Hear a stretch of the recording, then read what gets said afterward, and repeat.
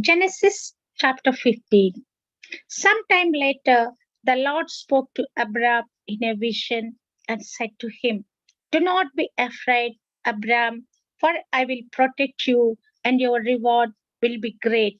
But Abram replied, "O sovereign Lord, what good are all your blessings when I don't even have a son? Since you have given me no children, Eliezer of Damascus, a servant in my household, will inherit all my wealth.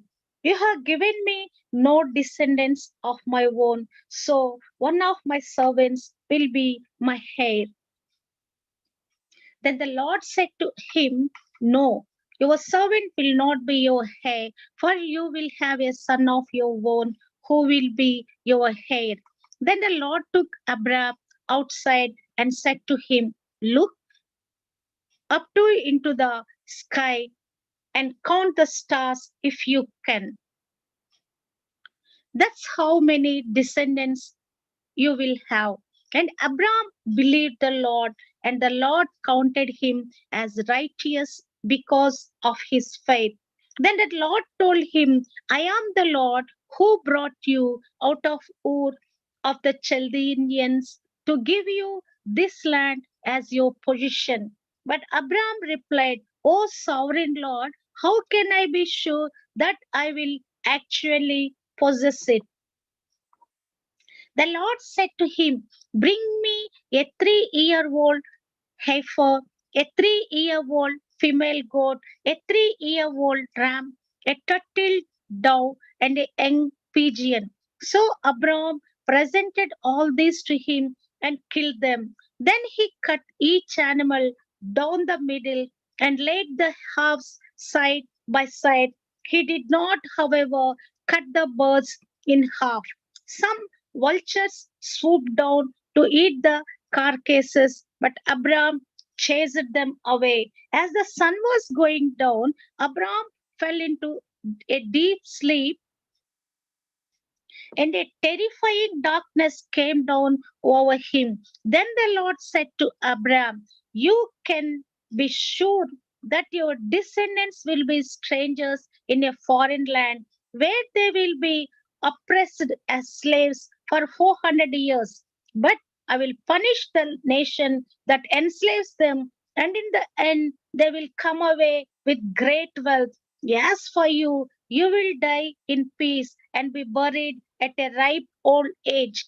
After 4 generations, your descendants will return here to this land, for the sins of the Amorites do not yet warrant their destruction."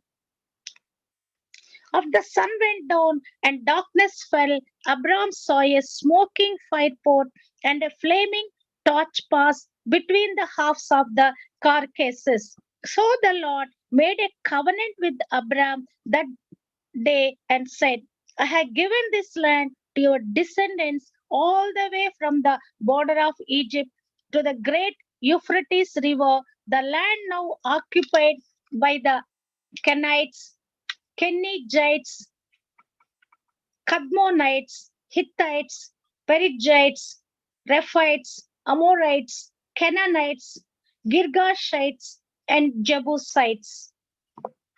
Genesis chapter 16.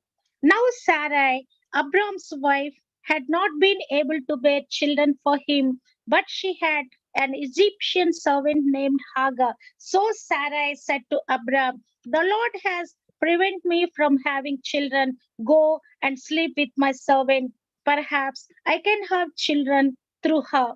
And Abram agreed with Sarai's proposal. So Sarai, Abram's wife, took Hagar, the Egyptian servant, and gave her to Abram as a wife. This happened 10 years after Abram had settled in the land of Canaan. So Abram had sexual relations with Hagar and she became pregnant. But when Hagar knew she was pregnant, she began to treat her mistress Sarai with contempt. Then Sarai said to Abram, "This is all your fault. I put my servant into your arms, but now that she is pregnant, she treats me with contempt. The Lord will show who's wrong you are me. Abraham replied, look, she is your servant, so deal with her as you see fit. Then Sarai treated Hagar so harshly that she finally ran away. The angel of the Lord found Hagar beside a spring of water in the wilderness along the road to Shur. The angel said to her, Hagar, servant, Sarai's servant, where have you come from and where are you going? I am running away from my mistress, Sarai, she replied. The angel of the Lord said to her, return to your mistress and submit to you her authority. Then he added, I will give you more descendants than you can count. And the angel also said, you are now pregnant and will give birth to a son. You are to name him Ishmael, which means God hears. For the Lord has heard your cry of distress. This son of yours will be a wild man, as untamed as a wild donkey. He will raise his fist against everyone, and everyone will be against him. Yes, he will live in open hostility against all his relatives. Thereafter, Hagar used another name to refer to the Lord who had spoken to her. She said, you're the God who sees me. She also said, have I truly seen the one who sees me? So that well was named Bir Lahai Roi, which means well of the living one who sees me. It can still be found between Kadesh and Bered. So Hagar gave Abram a son, and Abram named him Ishmael. Abram was 86 years old when Ishmael was born. Chapter 17.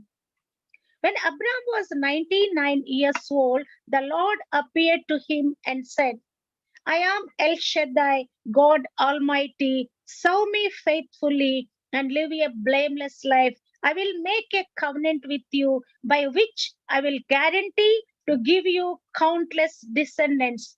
At this, Abraham fell face down on the ground. Then God said to him, this is my covenant with you. I will make you the father of a multitude of nations.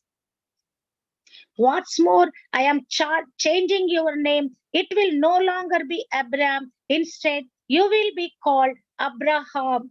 For you will be the father of many nations. I will make you extremely fruitful. Your descendants will become many nations, and kings will be among them. I will confirm my covenant with you and your descendants after you from generation to generation. This is the everlasting covenant. I will always be your God and the God of your descendants after you. And I will give you the entire land of Canaan, where you now live as a foreigner, to you and your descendants. It will be their possession forever, and I will be their God. God said to Abraham, your responsibility is to obey the terms of the covenant. You and all your descendants have this continual responsibility. This is the covenant that you and your descendants must keep. Each male among you must be circumcised. You must cut off the flesh of your foreskin as a sign of the covenant between me and you. From generation to generation, every male child must be circumcised on the eighth day after his birth. This applies not only to members of your family, but also to the servants born in your household and the foreign born servants whom you have purchased. All must be circumcised. Your bodies will bear the mark of my everlasting covenant. Any male who fails to be circumcised will be cut off from the covenant family for breaking the covenant. Then God said to Abraham regarding Sarai, your wife, her name will no longer be Sarai. From now on, her name will be Sarah. And I will bless her and give you a son from her. Yes, I will bless her richly, and she will become the mother of many nations. King of nations will be among her descendants. Then Abraham bowed down to the ground, but he laughed to himself in disbelief. How could I become a father at the age of 100? He thought. And how can Sarah have a baby when she is 90 years old? So Abraham said to God, may Ishmael live under your special blessing. But God replied, no, Sarah, your wife, will give birth to a son for you. You will name him is Isaac, and I will confirm my covenant with him and his descendants as an everlasting covenant. As for Ishmael, I will bless him also, just as you have asked. I will make him extremely fruitful and multiply his descendants. He will become the father of 12 princes, and I will make him a great nation. But my covenant will be confirmed with Esau, who will be born to you and Sarah about this time next year. When God had finished speaking, he left Abraham. On that very day, Abraham took his son Ishmael and every male in his household, including those born there and those he had bought. Then he circumcised them, cutting off their foreskins, just as God had told him. Abraham was 99 years old when he was circumcised, and Ishmael, his son, was 13. Both Abraham and his son Ishmael were circumcised on that same day, along with all the other men and boys of the household, whether they were born there or bought as servants, all were circumcised with him. Chapter 18. The Lord appeared again to Abraham near the oak grove belonging to Mamre. One day, Abraham was sitting at the entrance to his tent during the hottest part of the day. He looked up and noticed three men standing nearby. When he saw them, he ran to meet them and welcomed them, bowing low to the ground. My Lord, he said, if it pleases you, stop here for a while. Rest in the shade of this tree while water is brought to wash your feet. And since you have honored your servant with this visit, let me prepare some food to refresh you before you continue on your journey. All right, they said, do as you have said. So Abraham ran back to the tent and said to Sarah, hurry, get three large measures of your best flour, knead it into dough and bake some bread. Then Abraham ran out to the herd and chose a tender calf and gave it to his servant, who quickly prepared it. When the food was ready, Abraham took some yogurt and milk and the roasted meat and he served it to the men. As they ate, Abraham waited on them in the shade of the trees. Where is Sarah, your wife? The visitors asked. She is inside the tent. Abraham replied. Then one of them said, I will return to you about this time next year, and your wife Sarah will have a son. Sarah was listening to this conversation from the tent. Abraham and Sarah were both very old by this time, and Sarah was long past the age of having children. So she laughed silently to herself and said, how could a worn out woman like me enjoy such pleasure, especially when my master, my husband, is also so old. Then the Lord said to Abraham, why did Sarah laugh? Why did she say, can an old man like me have a baby? Is nothing too hard for the Lord? I will return about this time next year, and Sarah will have a son. Sarah was afraid, so she denied it, saying, I did not laugh. But the Lord said, no, you did laugh. Then the men got up from their meal and looked out towards Sodom. As they left, Abraham went with them to send them on their way. Should I hide my plan from Abraham? The Lord asked. For Abraham will certainly become a great and mighty nation, and all the nations of the earth will be blessed through him. I have singled him out so that he will direct his sons and their families to to keep the way of the Lord by doing what is right and just. Then I will do for Abraham all that I have promised. So the Lord told Abraham, I have heard a great outcry from Sodom and Gomorrah because of their sin is so flagrant. I am going down to see if their actions are as wicked as I have heard. If not, I want to know. The other men turned and headed towards Sodom, but the Lord remained with Abraham. Abraham approached him and said, will you sweep away both the righteous and the wicked? Suppose you find 50 righteous people living there in the city. Will you still sweep it away and not spare it for their sakes? Surely you would not do such a thing, destroying the righteous along with the wicked. Why? You would be treating the righteous and the wicked exactly the same. Surely you would not do that. Should not the judge of all the earth do what is right? And the Lord replied, if I find 50 righteous people in Sodom, I will spare this entire city for their sake. Then Abraham spoke again, since I have begun, let me speak further to my Lord, even though I am dust. I am but dust and ashes. Suppose there are only 45 righteous people rather than 50. Will you destroy the whole city for lack of fire? And the Lord said, I will not destroy if it I find 45 righteous people there. Then Abraham pressed his request further. Suppose there are only 40. Then the Lord replied, I will not destroy it for the sake of the 40. Please don't be angry, my Lord. Abraham pleaded, let me speak. Suppose only 30 righteous people are found. And the Lord replied, I will not destroy it if I find 30. Then Abraham said, since I have dared to speak to the Lord, let me continue. Suppose there are only 20.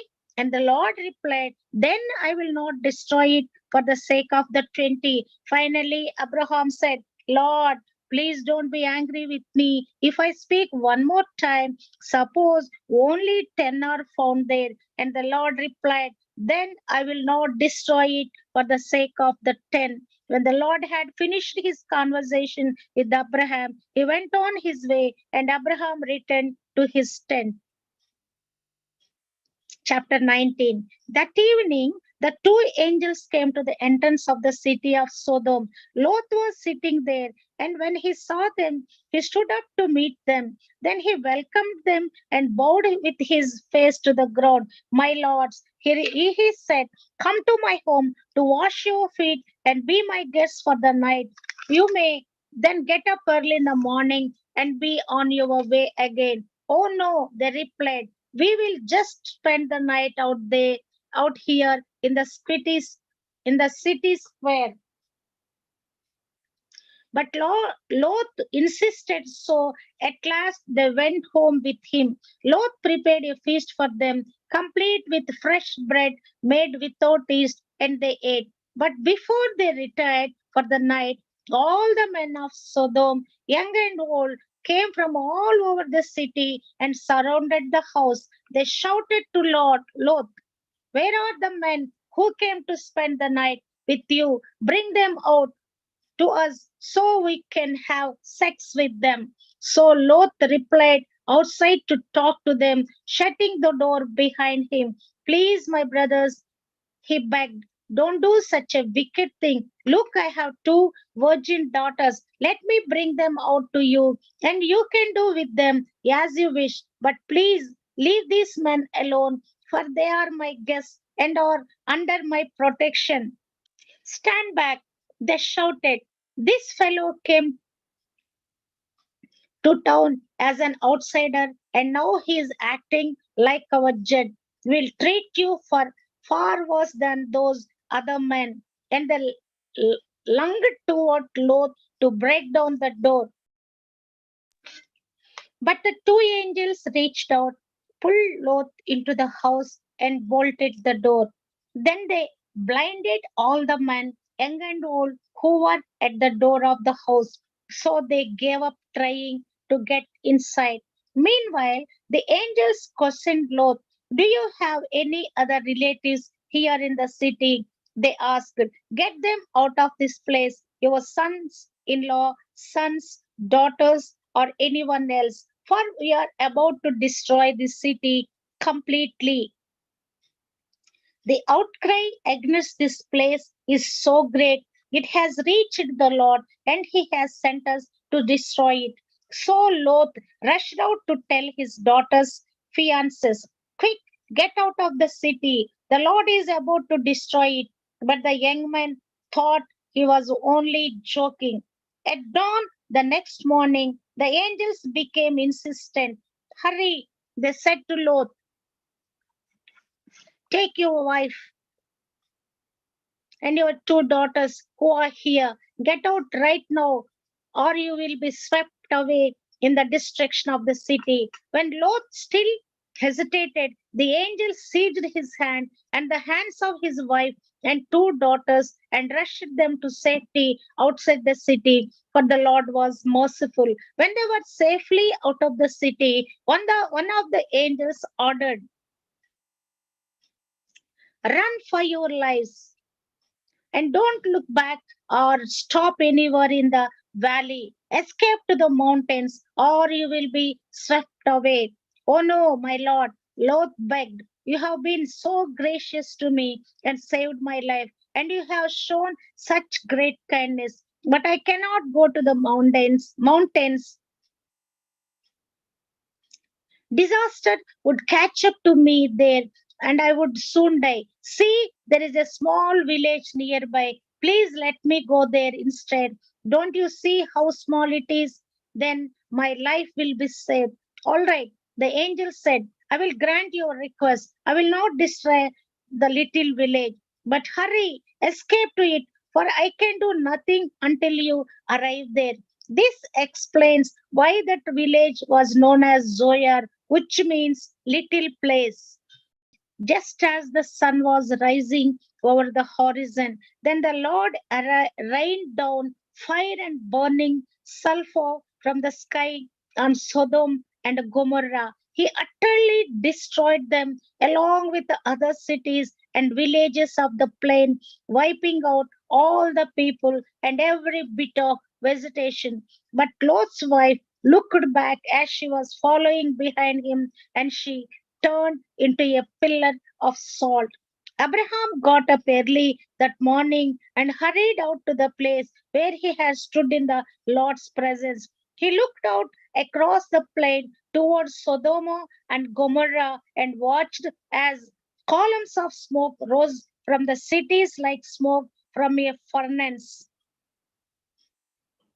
But God had listened to Abraham's request and kept Lot safe, removing him from the disaster that engulfed the cities on the plain. Afterward, Lot left Zoar because he was afraid of the people there, and he went to live in a cave in the mountains with his two daughters. One day, the older daughter said to her sister, "There are no men left anywhere in this entire area, so we can't get married like everyone else, and our father will soon be too old to have children. Come, let's get him drunk with wine, and then we will have sex with him. That way, we will preserve our family line through our father." So that night they got him drunk with wine, and the older daughter went in and had intercourse with her father. He was unaware of her lying down or getting up again. The next morning, the older daughter said to her younger sister, "I had sex with our father last night. Let's get him drunk with him, wine him again tonight, and you go in and have sex with him. That way we will preserve our family line through our father." So that night they got him drunk with wine again, and the younger daughter went in and had intercourse with him as before. He was unaware of her lying down or getting up again. As a result, both of Lot's daughters became pregnant by their own father. When the older daughter gave birth to a son, she named him Moab. He became the ancestor of the nation now known as the Moabites. When the younger daughter gave birth to a son, she named him Benammi. He became the ancestor of the nation now known as Ammonites.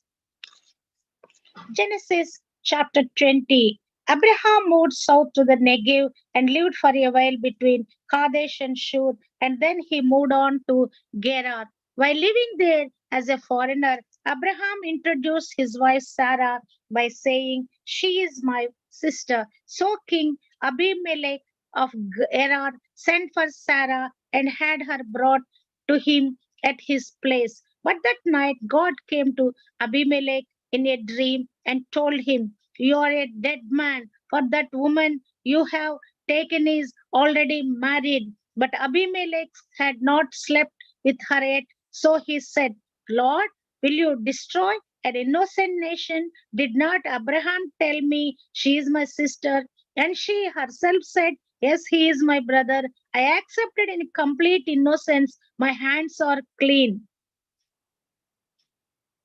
In that dream, God responded, "Yes, I know you are innocent. That's why I kept you from sinning against me, and why I did not let you touch her. Now return the woman to her husband, and he will pray for you, for he is a prophet. Then you will live. But if you don't return her to him, you can be sure that you and all your people will die."